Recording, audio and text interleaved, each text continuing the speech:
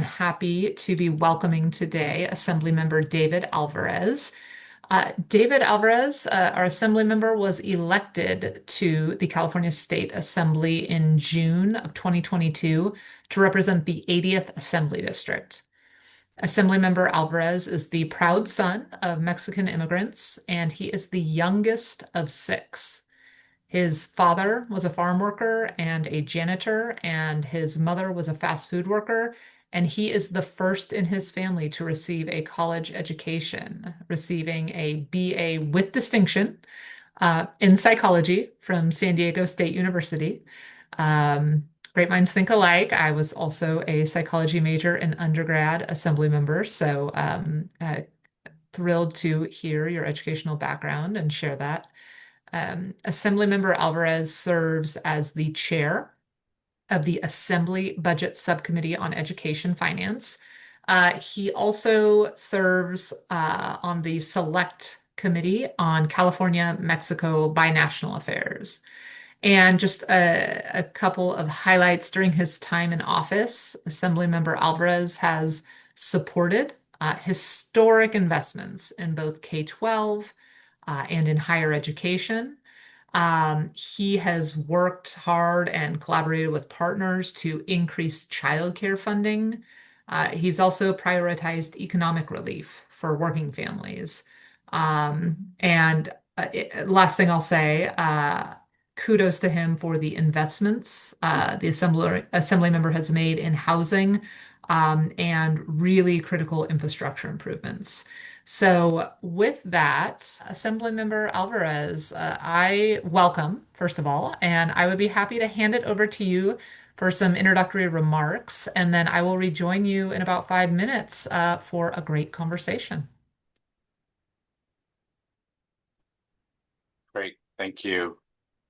I assume I can just get started here. Thank you very much. Appreciate the opportunity. Good morning to everybody.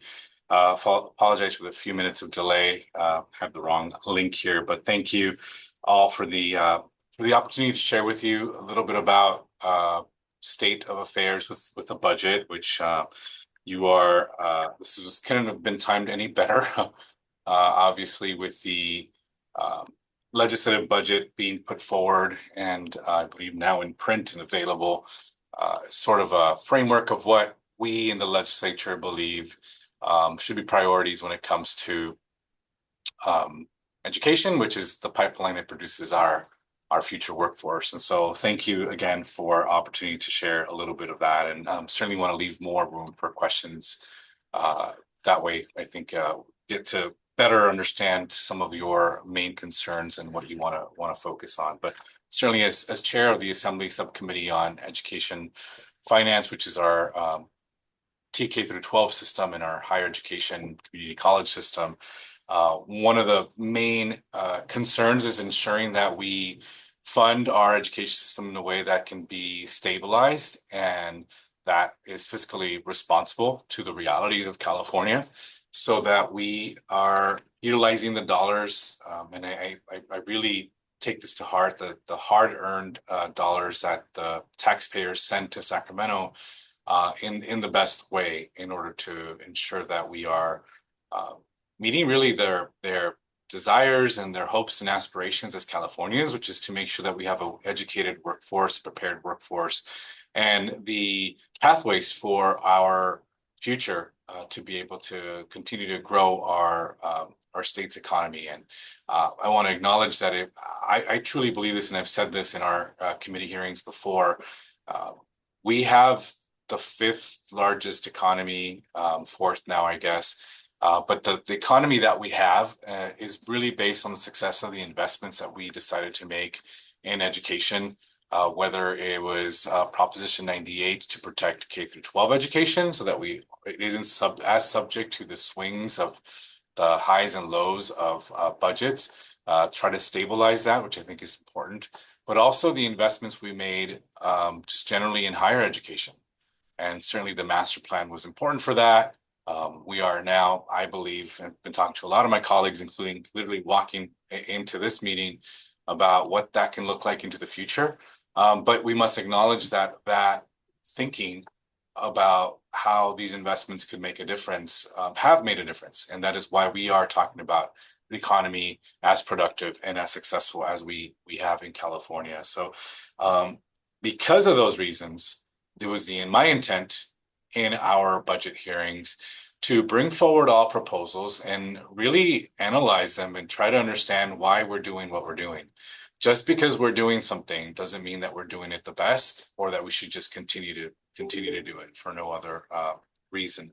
So we've been really focused on trying to analyze, trying to get data and research, and trying to attach more and more with any initiatives that come through budget proposals that they are tied to the type of analysis that we should expect from when you invest literally hundreds of millions of dollars into programs. And whether we are seeing the return on that investment, whether we are reaching as many Californians as possible in every corner of the state, that we're not leaving truly any community behind, whether you're rural or urban.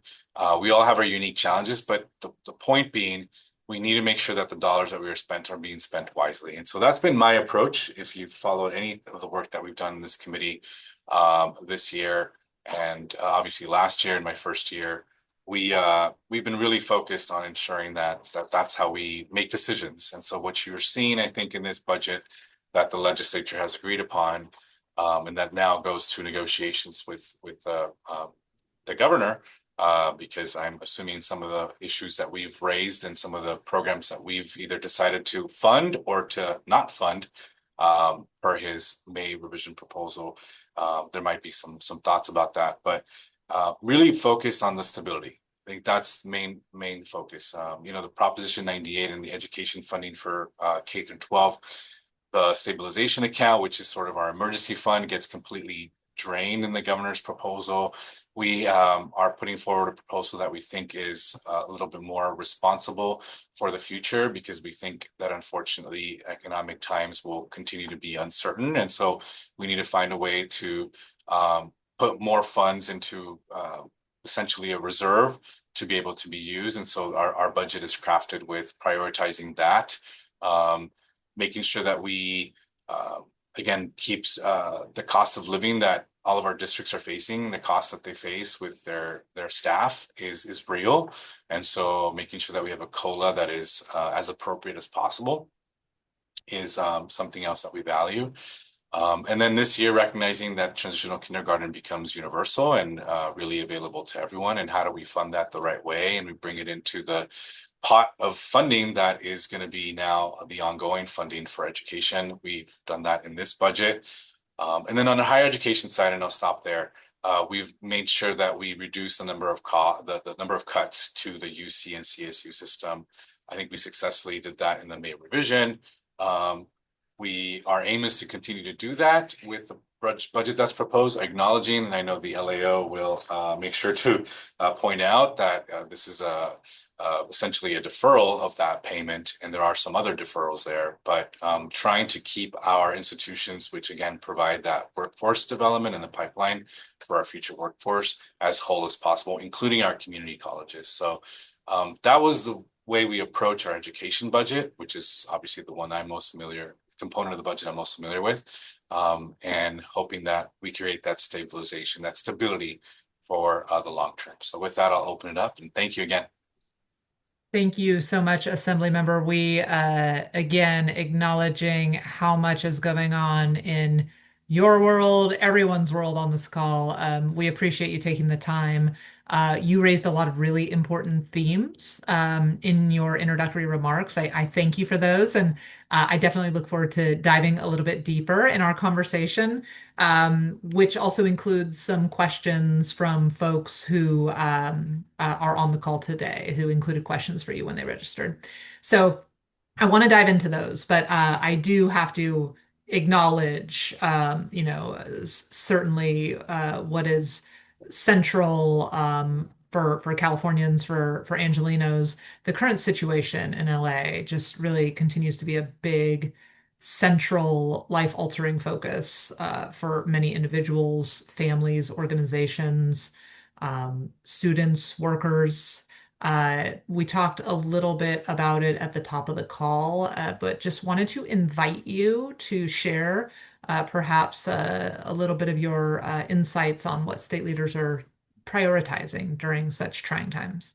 Yeah, thank you, and thank you all for the express of concern of that. I think we should be. I know there's two levels for me, and oftentimes you try to keep certainly the personal out of it, but I would say our life experiences for all of us uh, sort of make us who we are. And as the son of undocumented immigrants and my siblings who were all here undocumented, um, it's really it's a very I shared with my colleagues, and I'm comfortable sharing with you all. It's a very re-traumatizing sort of situation for a lot of people. Certainly those who are caught in the middle at the moment, but then also a lot of folks who have been on the receiving end of, this is maybe not to this extreme, but this type of threat has existed over people forever, given that we have had a lack of leadership to address immigration reform. That's really what it comes down to. And so we're talking about decades of people who have lived with these types of fears, and now they're materializing in a way that perhaps some people never thought possible. And so the fact that we find ourselves in that situation, I know a lot of people are focused around the LA demonstration component of this. That's sort of what's grabbing all the headlines, but I like to always, it's going to be a broken record after I talk to everybody I talked to about this, but bring it back to the reason why we're in this crisis is we have a workforce that has not had a pathway to legalization. And we have an economy that depends on that workforce, and none of us have been able to or capable of figuring out how to create a legalization, which is what this is ultimately about. Now it's become certainly about demonstrations and all of that, which I think is overreach for sure. You can say that all day long, but I think at the core of this, it's people who, even before LA and San Diego, we had raids at a workplace, at a restaurant, where people were detained, and it was traumatizing for people to witness that.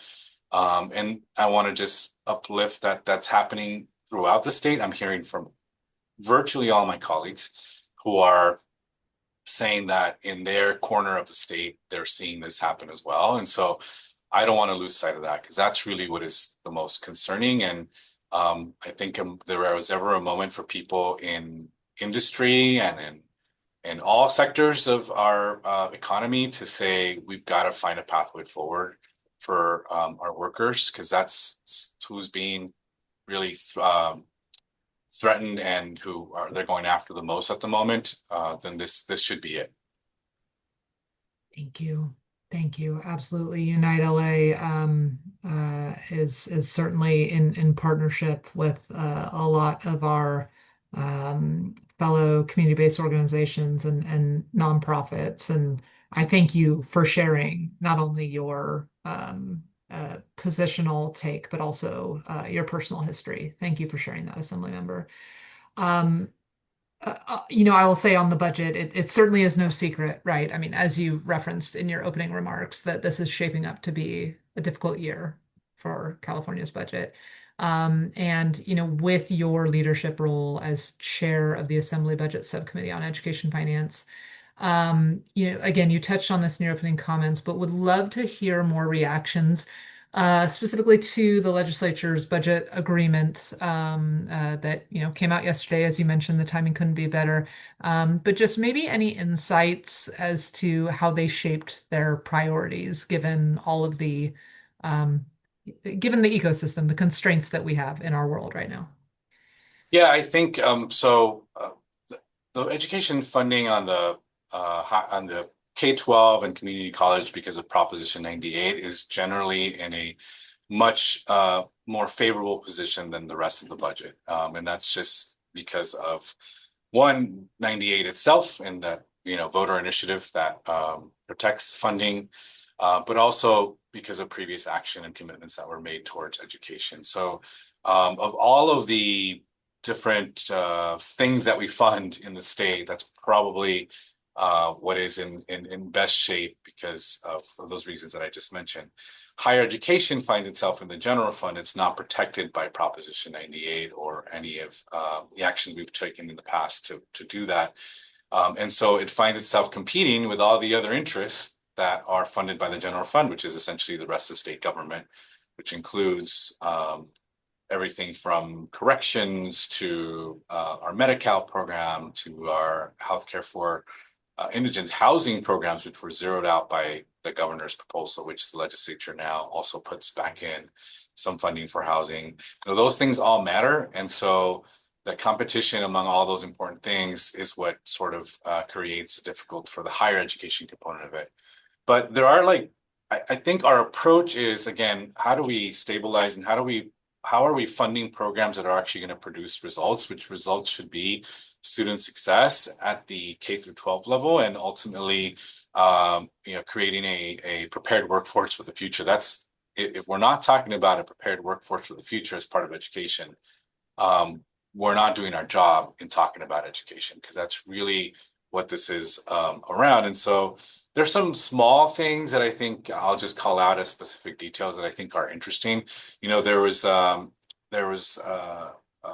money that are set aside for oh, of course now I'm blanking on the maybe Edgar can help me. It's the credit for prior learning. Okay, so I was going to ask, I just remembered, which is how do we take people who are perhaps in one industry or have some experience in industry and apply their learned experience as eligible credits for them to be retrained or trained in maybe a different specialty area. I think that was important. One of the components that I've included, because I've heard from a lot of people, is related to the point earlier, we have a lot of workers who come from other countries who also have training in some specialty who are unable to apply their training to potentially that type of work in California. And so what we've asked is that this program includes looking at prior learning from other countries as preparation for perhaps a degree here in California. So that's like one example of how we're trying to focus specific initiatives in a way that gets us the results, which again is a more prepared workforce. Yeah, I really appreciate that. And you mentioned the competition among numerous funding needs naturally, right, in a tight budget year. So I'm going to ask you about one of those funding needs, again, acknowledging the competition in a year like this. As you know, Assemblymember, UnitedLA is rooted in the power of collective impact, right? Our DNA is in collaboration and serving as an intermediary. Given the size of a county such as Los Angeles, we have seen in recent years how regional investments geared at supporting this, cross-sector and institutional collaboration are really critical to supporting students, supporting our rising workforce, and supporting workforce outcomes. As you know, we convened the K-16 Regional Collaborative for Los Angeles. We are partners with our friends over at LA Economic Development Corporation, convening the California Jobs First. And certainly we've seen the outcome in the development of the master plan for career education and the blueprint, the economic blueprint for the state. So again, just appreciating the state's investment over the past few years in this regional collaboration. Would love to hear what your thoughts are on how the state can continue to invest in and support programs that really elevate that increased need for coordination of our educational institutions, of our employers, of all of the stakeholders. And how do we do that, especially in a tough budget year such as this? Well, I hope I can answer the question directly. I don't like to not answer direct questions directly, but this triggered this thinking of this conversation. I've had one-offs with folks about, and certainly you would be really kind of in a great position to provide even more feedback, all of you. But I think we need to really revisit what we're doing in higher education and how we're preparing folks to enter the workforce.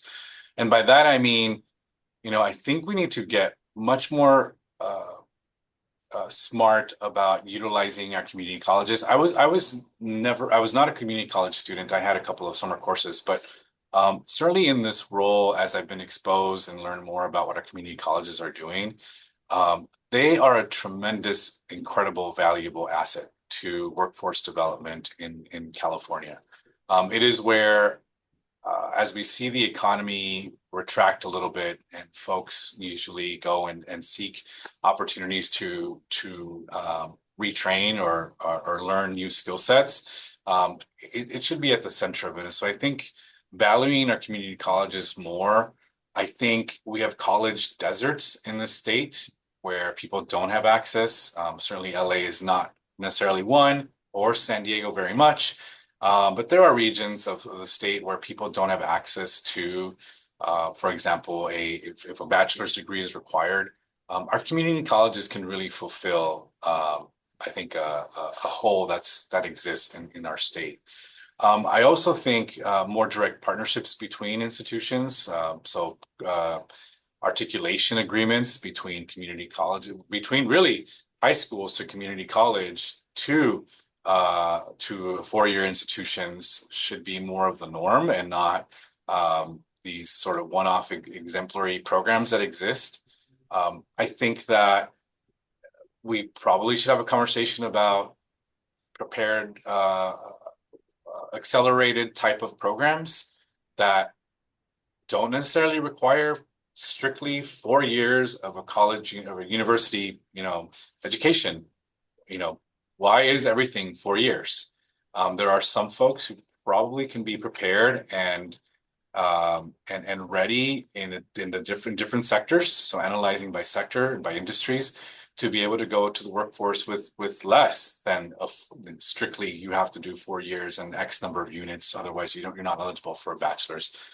Those are all the types of conversations that are of interest to me, where I think Unite LA can sort of help stimulate that conversation as to why don't we look at doing things a little bit differently. And so I think that's where the future conversation needs to occur, and that's where the investments, I think, should be happening from the state to incentivize that type of collaborative, innovative, different results oriented types of actions and programs that end with the goal in mind, which is, again, graduating prepared workforce for the future.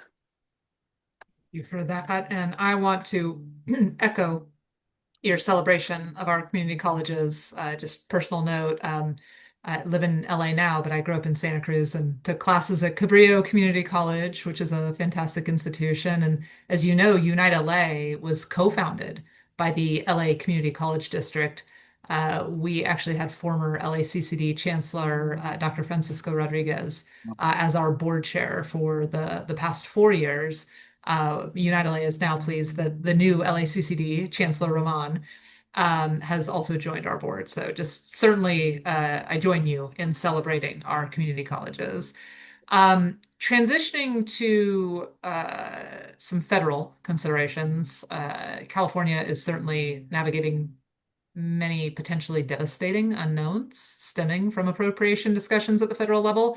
Would love to know what is top of mind for you, Assembly member, and how do we work together to ensure critical cradle-through-career investments are not only protected but advanced? Yeah, I think what I would say is we're quite concerned, because whether it's higher education and research funding, which is really critical to our UCs and also CSUs, is certainly threatened at the moment. We feel, I'll tell you how I feel. I feel like it's difficult to just constantly trying to recalibrate and respond to everything that is coming out of the federal administration. So what I've tried to do, knowing full well that the day will come when we will have we'll have to revisit some of the things that we are currently planning for. that we can only plan for what we can plan, what we have control over. And so we have a budget that is based on that. Actions taken by the federal government which can decimate certainly research at institutions of higher education, which could impact faculty potentially, and that could impact students. Financial aid, which is so critical for the future workforce. Any threats on that could really impact um, students and families. And so I think what we're hoping is that the cuts that come, because I think it's only a matter of time, not if they'll come, but when they'll come, that we can be in a better position to soften that blow, which is why I think the education budget in particular is really trying to create some sort of stability for our institutions, because instability would mean much more chaos than we probably will be seeing. And that's not what students need. That's not what our institutions need at this time. And so, again, why I think partnerships and innovation is going to be the way of the future. I'll just give you one small example. I represent part of California that, even though I'm in San Diego and we have, two of the flagship institutions for CSU and UC, they are over 130,000 applicants each every year. And so we have a high demand for people who want to continue their education.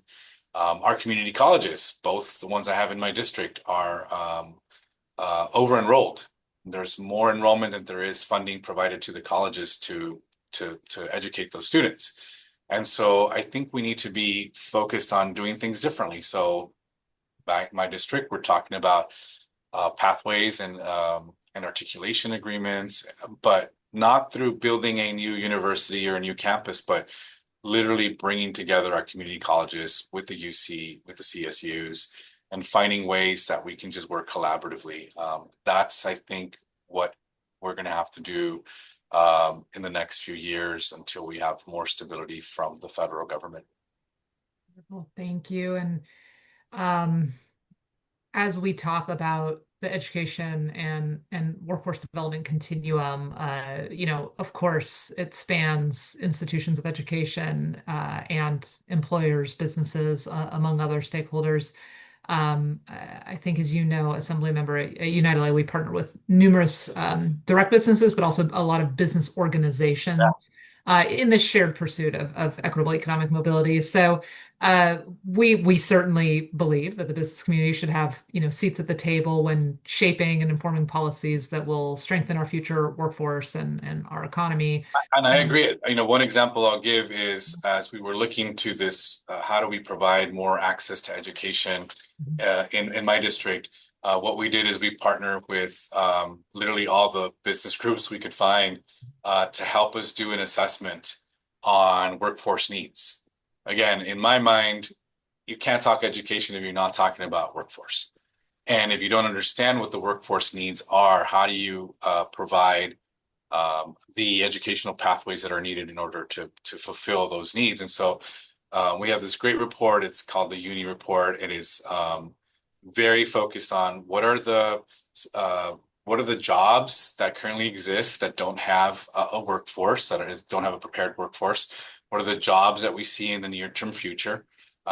And so we did that analysis, thorough analysis, got vetted again through all of our chamber and EDCs and all the partners to make sure we were accurately capturing all that information. And based on that, now we've prioritized, okay, these are the types of academic programs that we should be focusing on attracting to this region. And I think that is kind of a fundamental, and it should sort of a basic thing that everybody should be doing on a very regular basis to adapt in order to provide our citizens the type of educational opportunities that will get them the jobs that we need. So I'm a psychology major, so I can pick this one. We don't just need another psychology program, right? That's not a program that maybe specifically is in demand. Maybe a specific type of marriage family therapists who are bilingual, that's a specific thing that we need. And so we should focus on that.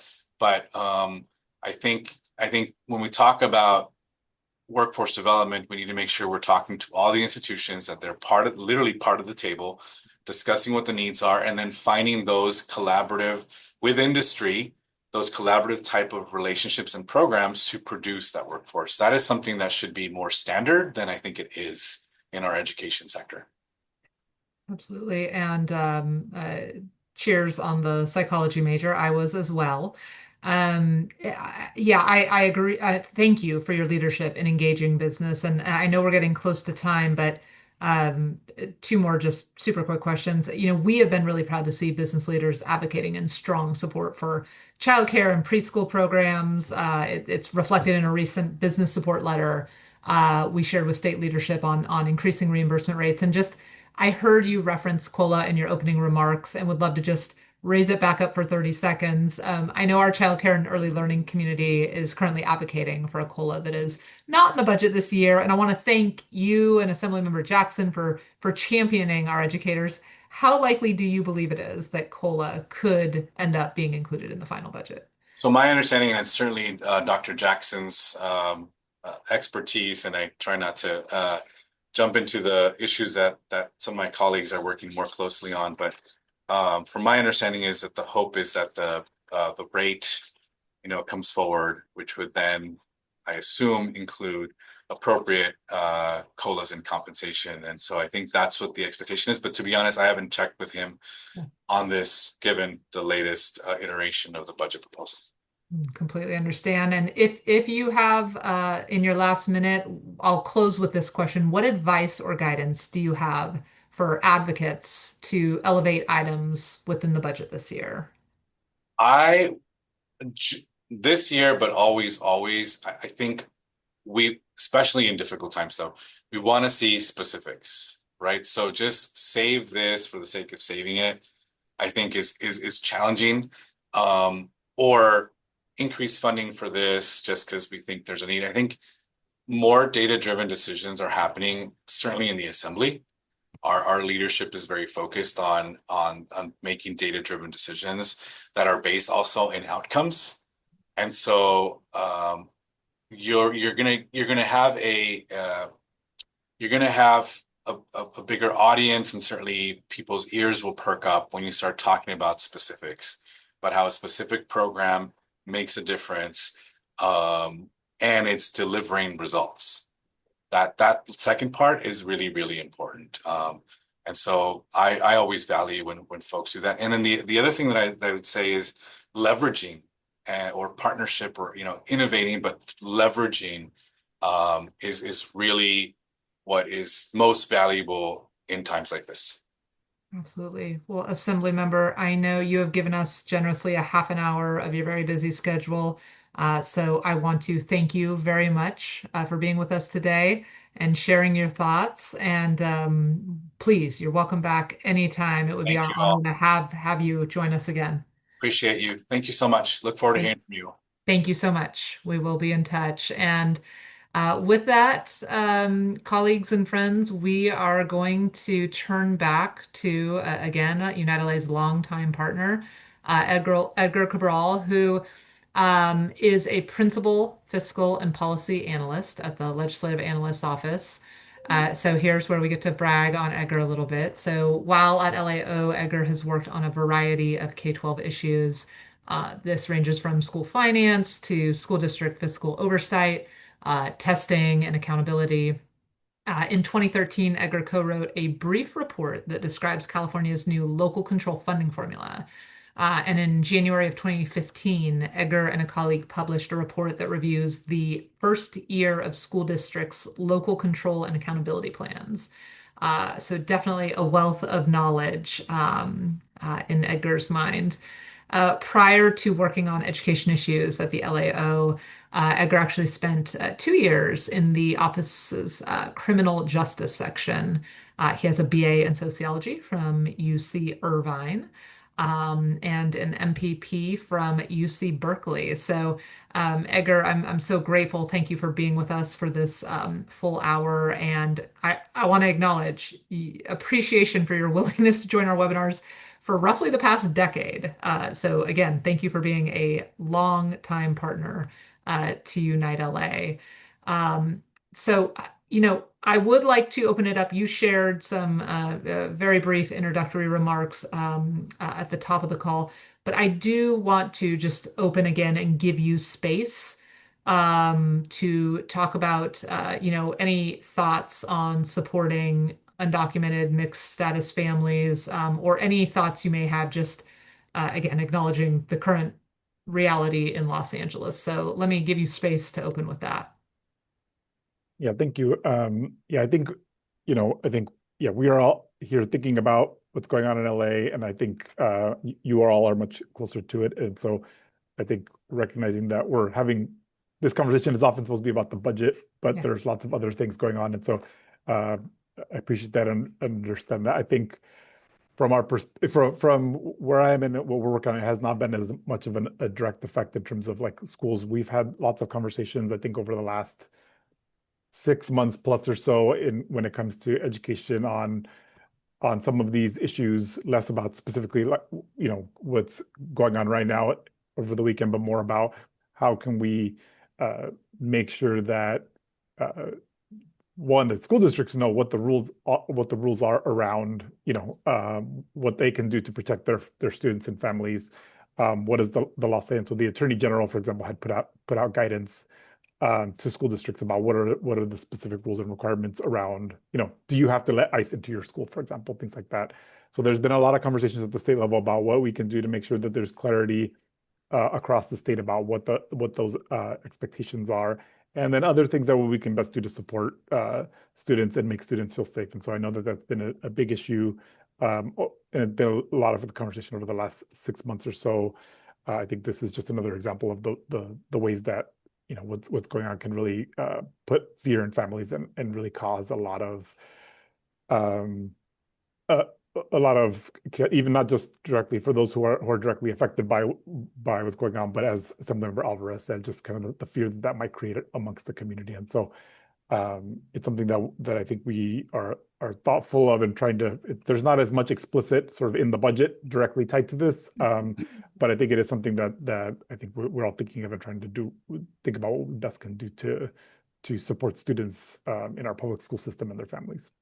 Thank you, Edgar. Thank you so much for taking the time to reflect on the current situation. And as we look to the budget and as we shared with Assemblymember Alvarez, and us well, Unite LA has really seen firsthand how important these kind of regional coordination investments from the state have been at supporting this cross-sector engagement aimed at improving outcomes for both students and as well as the workforce.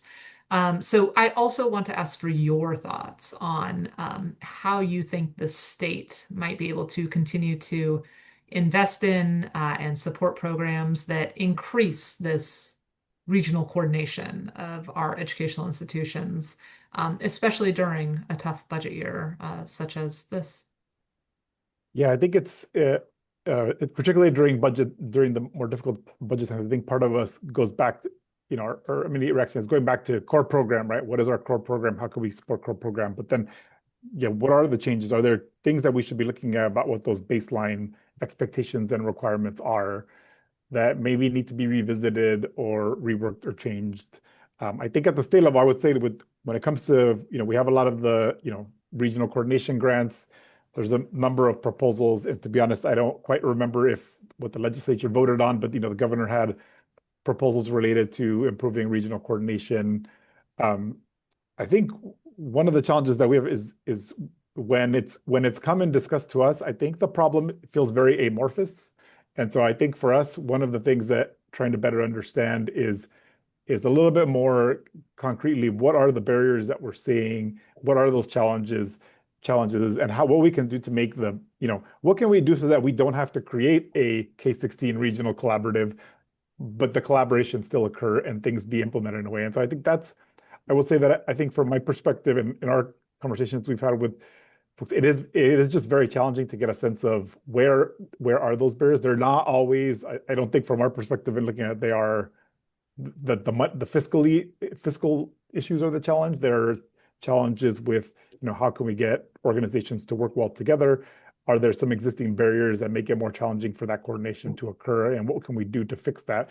Trying to figure out ways that, our baseline programs can be improved and existing rules and regulations can be modified so that collaboration is more effective. That's something that we're always thinking about. But I think when we get into more fiscally challenging environments where potentially these kinds of grant programs may not be, as easily afforded, I think that's a place where I think we can look to make improvements so that potentially we have kind of more broad-based improvements in these kinds of collaboration, in ensuring that our both K-12 and higher education institutions are better aligned with what the needs of the workforce are. Thank you for reflecting on that. And, interestingly and related, I would say we've seen, the budget process is also can be a common place for policy and program development. And, in past years during budget surpluses, certainly many programs were created that have been critical to supporting both education and workforce outcomes. Yet the guidance on program structure and reporting requirements at times could have used more definition. So would love to hear from you, Edgar, from the LAO's perspective. What do you think the legislature might be able to do to support program development, but also the implementation and oversight of programs? Yeah, so over the last 4 years, I think in K-12 in particular, I would think of there's like three big new ongoing program increases. One is universal transitional kindergarten, the expansion of TK, and then the implementation of lower staffing ratios, which is scheduled to go down to 10-1 this coming year, which was a multi-billion-dollar increase to get there. And we're going to get to the final year by 25-26 of having all students who are eligible, or all 4-year-olds eligible for TK. We have the Expanded Learning Opportunities Program, which is a program, it's $4 billion, which essentially, because of this program for low-income students in California, before and after school program is essentially like universally available. And then universal school meals, which the state piggybacked off of the federal pandemic-related actions, and then built upon that, so that the state is now spending more than $1 billion now in permanent funding for universal school meals. So those are the big ones that I think of. Those all happen like at the same time. And in addition, there's probably other things that you might consider very substantial that happen at the same time. For example, the doubling of the CTE incentive grant program. We created a new preschool early intervention grant that was $260 million. These all happened in 21, 22, and 22, 23, these huge expansion of programs. And so I do think that there's we've been trying to spend some time on kind of revisiting what have we gotten, how have these programs now been implemented, how have they worked, what have we gotten out of them? And I think some of them are more straightforward and easier. I think universal school meals, we're funding meals, right? I think it's a little bit more clear in terms of what we're getting. There are some, I think in particular, the one that we think of the most is like expanded learning, where we've significantly increased the amount of funding we're providing for before and after school programs. The program structure, I think from our perspective, is a little bit, structurally is a little bit odd, because you have this two-tiered structure, and one group of schools are really like every year, they don't know how much money they're going to get per kid. The other is pretty stable. And then you also, I think we've provided a lot more money, and we haven't really, what the programs look like and what that programming looks like. I mean, when we hear anecdotally, there's a lot of good things happening, but the minimum program requirements are not very much. They're very similar to what the program was, the after-school programs we had before without. And now we have a lot more resources dedicated. And so I think there are a lot of places that we think the legislature could revisit of, does this structure make sense? Should we consider adding additional program requirements? Are there ways that we can make this the formula more stable for some school districts? That's definitely some of the conversation that occurred in the budget hearings this year. And the expanded learning program under the governor's budget and under the legislature's budget is actually growing. There's more funding provided to move more districts to that higher rate. So that's, I think, the one in particular where I think we think there's more opportunity for revisiting. But I think with a lot of these programs, trying to think about what are the, Assemblymember Alvarez made this point, and I think it's been a challenge of, what information do we have on these programs? How do we know that they've been effective and that they've been that the states designed them well, so that when we get to these more difficult times, that we know, yeah, this is the core program that we should be preserving and we should be doing everything we can to keep, or maybe this is an opportunity to revisit it and make changes. Absolutely. I appreciate your reflections on that question as well. And would love to pick your brain, Edgar, on are there any particular messages or data points that you think resonate most with legislators during budget negotiations, and specifically where the business community's voice could make a difference? Yeah, I think maybe the general I think thing that in kind of talking to members, I think is the specific can be I think the specific is very helpful. Our office provides the big picture data, right? They like to have that filled in with actual experience and actual examples.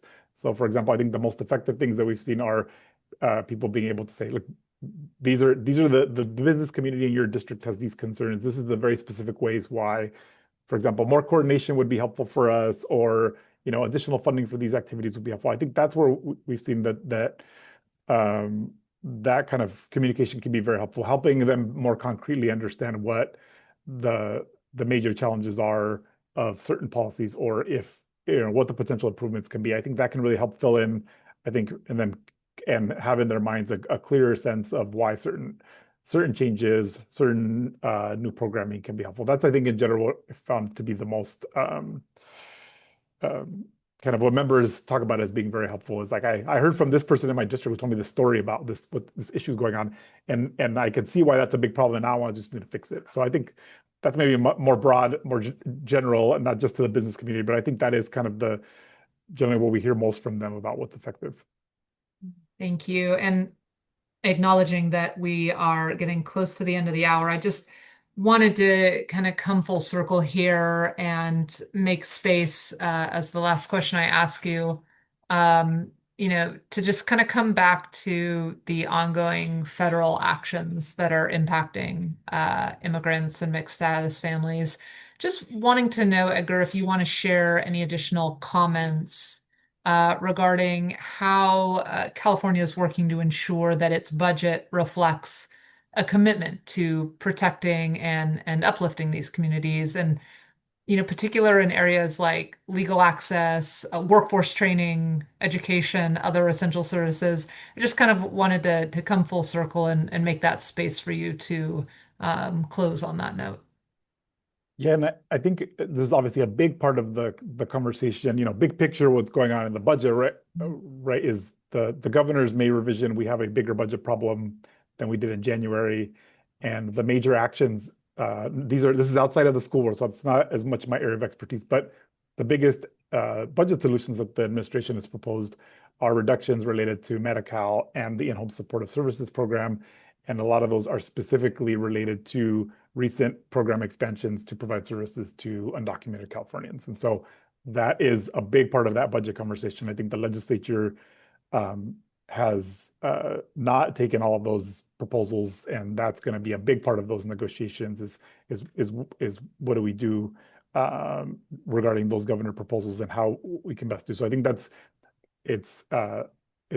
even less looking at what's going on with federally, but more state budget wise. That's a big conversation right now in terms of what that budget. And so there's going to be some big conversations about that as well. I think federally as well, I think there's so much, the federal actions are just so uncertain. I think there's a lot of, I think the best we can do is make sure that our budget is as resilient as possible, so that whatever comes down the pipe, the state is in a better position to pivot, to make adjustments, to account for what's changes that are going on in federal funding. On education, I think it's been kind of not as much part of the kind of specific the bill that's going around right now, but I think in some of the president's budget proposals for some of the other programming, there's been proposed reductions, primarily not in the big ones like Title I and IDA, but I think complete, if not complete elimination, if not, or significant reductions in Title III funding for English learners and in our migrant education programs. And so that's an area where I think we'll have to be thoughtful about if there are those major reductions, what the state can do to better provide support for those students, because locally there might be a significant loss of funding. Thank you, Edgar. Clearly, so much work to do, and certainly we look forward to doing it in partnership with you, with the Assembly member, and Edgar. Again, I want to close on thanking you for being a partner to Unite LA for 10 plus years, for joining us for these important conversations. And certainly please do call on us as there is momentum we can carry forward together. So I thank you, Edgar. I know the Assembly member has signed off. We thank the Assembly member and to everyone who joined us today. Thank you so much.